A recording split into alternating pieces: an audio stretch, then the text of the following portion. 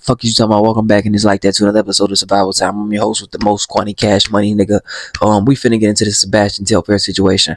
I really want to touch into this shit because I really want the youngins to really see this shit, because it's like niggas need to understand the value of when is it cool to be tough and when is it not cool to be tough. When is it more important to take care of your family and when is it more important to be popular? But it's never more important to be popular than taking care of your family. So we're gonna get into this. My name is Sabastion Tefair. I was born and raised in mermaid houses in Brooklyn, New York. The day I picked up with basketball was the day I was for sure knowing I was going to make it out.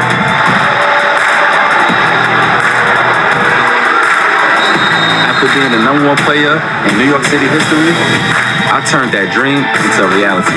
I played over 10 years in the NBA and made tens of millions of dollars. I had everything I ever dreamed of. But after a series of legal issues and personal problems, my life has become something I could never imagine. I'm right back to where it all began. Back in Coney Island, back in the projects, back in the fire.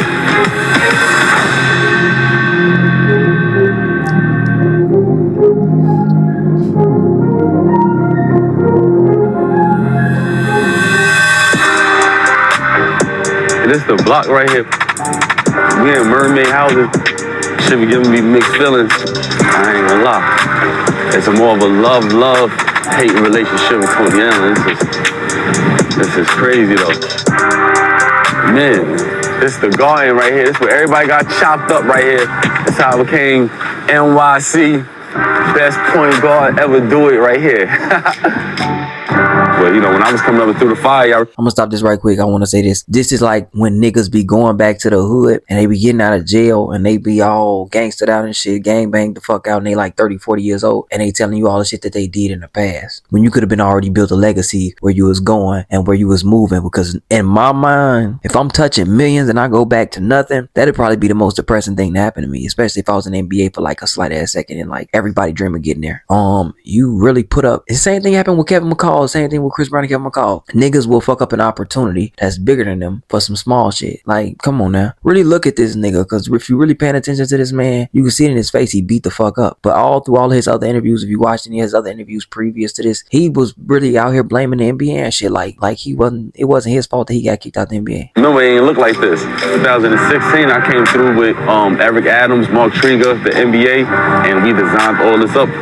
I just was doing it for the community. I was not expecting to be living in the motherfucker though. When I was in the NBA, making the money, doing what I love to do, I always thought that my life would continue to go up and I would just have a sweet retirement and be able to raise my kids. And somebody told me I was gonna end up back in the project. I would have never believed anyone, not for 1 minute. I ended up being locked up in 2017.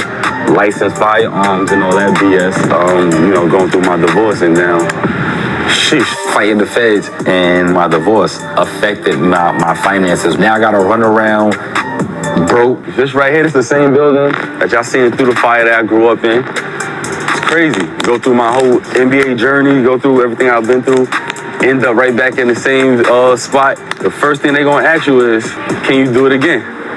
So that's the mission. How you feeling?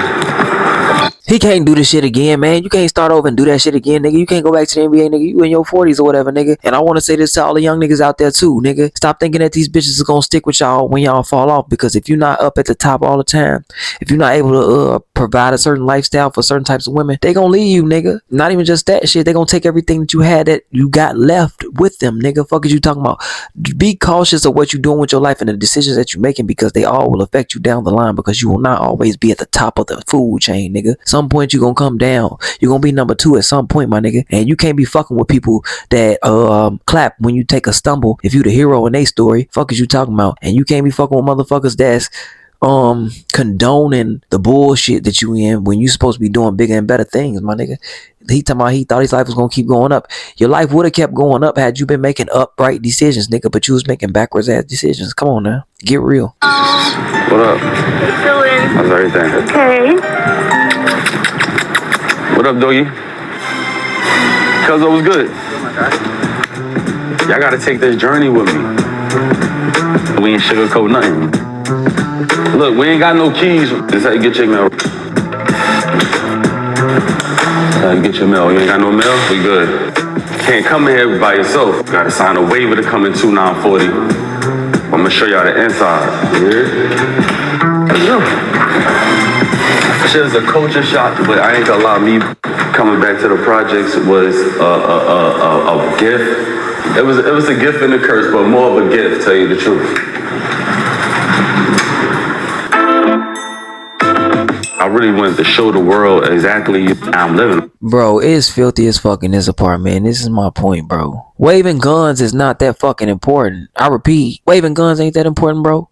When you get you some money or you get in a position that you could lose something, bro, being a gangbanger don't pay off, bro. Being a street nigga don't pay off, bro. Being successful pays, nigga. That's the long run. All that shit he was doing before he lost it all is not worth it. I'm quite sure he'll tell you right now. But at the time, Remy wasn't gonna tell you that shit. You need to really be looking at this nigga life for real, if you out there watching this and you trying to be something in life. Like, don't fuck yourself up still moving backwards, bro. Look at this, bro. He got stains all on the couch. He had bugs all in the motherfucking, what's it called, bro? Like, what the fuck? Just nasty. This shit looks terrible. Look. I really wanted to show the world exactly how I'm living. Being in the project is all a mental thing also, you know what I'm saying? Like, shit is definitely real. This is the kitchen right here and shit. This shit get lit at, take care of yourself. My last pantry I had in my crib is a whole room size. You know what I'm saying? But right now, this is the pantry, you heard? This shit got the amenities, man. Stainless steel appliances and all that. This is my office / closet room. Y'all might have seen this jersey right here. Y'all see this jersey right here? 1,000 pair off-whites and all that. Y'all already know I'm a stay fly. They're a little worn, so somebody got their ass bust when we wearing these. And I don't know if y'all know, on COVID, I lost my mom, and I lost my oldest brother, and the next year, God sent me twins, girl and boy. I'm gonna go say what's up to them. They sleep out.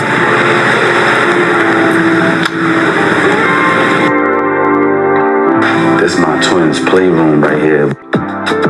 But most important is these right here. Make sure my kids read about me. Middle of the J's with a book, a movie, my own sneak. I'm gonna stop this right here because this shit kind of making me a little depressed. Just imagine, you feel me? You showing your kids how you was this top ass nigga and hooping, and then you just collapse back to where the fuck you started. Not even just where you started.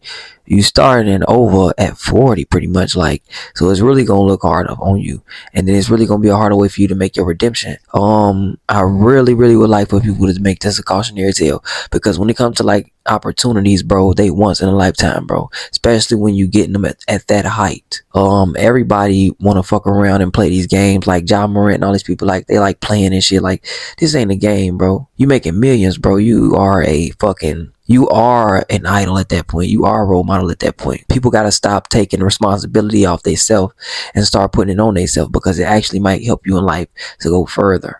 Like, if you actually took more responsibility to say I have an image, nigga. Shaq takes more responsibility and have an image. Michael Jordan had an image. Michael Jackson had an image. Everybody had an image, but a lot of these new individuals, and it's all these new individuals is influenced by all the wrong shit, because they want to prove things to people who don't got shit. Now you stuck with the niggas who ain't had shit in the first place, so now y'all both don't got shit again. And not only that, they not even kicking it with you the same, because you don't got shit now, so there's no reason to kick it with you. Or ain't no reason to kick with you as tough. You see what I'm saying? Niggas be quick to manipulate a situation or use you for what they can get out of you. This is why I be trying to say niggas need to be watching their back, watching their neck, and understanding like why you need to be moving in the right way. It ain't about being tough for the world. If you know who you are as a person, if you know who you are as a man, the last thing you gonna end up doing out here is proving yourself to people who don't have shit or who ain't worth shit. The only time your time should be worth something in that situation or predicament should be protecting yourself or protecting your family. Like, all that other shit, like where you trying to just be cool and show you like this type of person. This man ain't had no reason to have no fucking gun on him. He could have had a security guard. Come on now, he could have been paying anybody to hold a gun for him. he just wanted to hold that bitch to look powerful or whatever. I don't know. I'm not Sabastion Tefair. But if I was Sabastion Tefair, bitch, I wouldn't have been carrying my own fucking gun. That's what the fuck these niggas is for. I'm a hooper, bitch. Okay? That's what the fuck I do. I cross niggas the fuck up. I dunk on niggas. I take shots. I do what the fuck I gotta do. You know what I'm saying? Pause if any of that shit was weird. But that's what I'm saying. Like, niggas gotta understand what's really going on. It's a bigger picture out here. It's not small, and don't be small-minded. And don't be thinking about shit for right now, for what it is. Think about shit that's going down the line. Because if you want to be somebody down the line, that shit take time and work and effort, and that shit take motherfucking structure, and it takes a strict mindset.